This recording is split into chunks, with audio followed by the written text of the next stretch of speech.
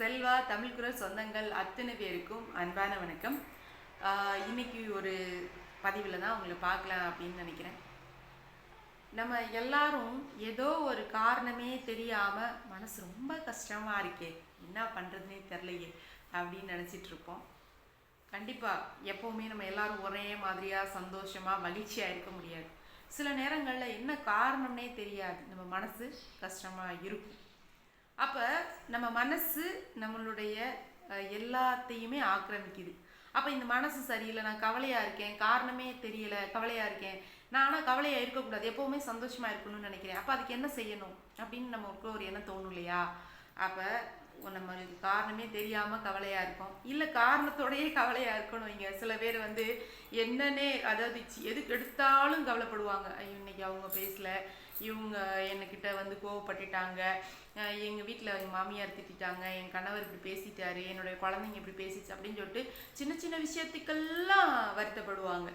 அப்போ நம்ம தேவையே இல்லாமல் கவலைப்பட்டுக்கிட்டு இருப்போம். இந்த கவலையிலேருந்து நம்ம சந்தோஷமாக இருக்கணும். என்ன பண்ணணும்? ஒரு வழி இருக்குங்க. நம்ம கவலையே படாமல் சந்தோஷமாக இருக்கிறதுக்கான ஒரு வழி இருக்குது. என்னன்னு சொல்லட்டுமா? உங்களுக்கு பிடிச்ச வேலையை நீங்கள் செய்யுங்க. அந்த டைமில் உங்கள் மனசு சங்கடமாக இருக்கா, உங்களுக்கு பிடிச்ச வேலை என்ன வேலை? சமையல் வேலை பிடிச்சிருக்கா? செய்யுங்க. பாட்டு கேட்க பிடிச்சிருக்கா? செய்யுங்க. புத்தகம் படிக்க பிடிச்சிருக்கா? படிங்க. டிவி பார்க்க பிடிச்சிருக்கா? பாருங்க. டான்ஸ் ஆட பிடிச்சிருக்கா? பண்ணுங்க.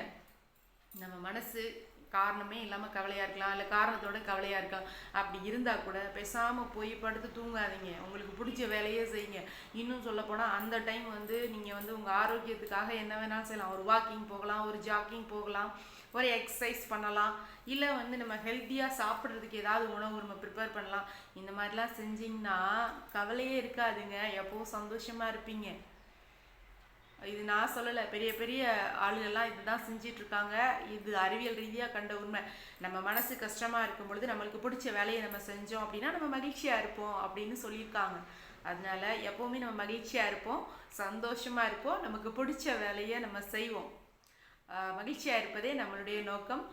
மீண்டும் ஒரு அழகிய பதிவில் உங்களை சந்திக்கும் வரை உங்களிடமிருந்து விடைபெறுவது உங்கள் அன்பிற்குரிய செல்வா. நன்றி, வணக்கம்.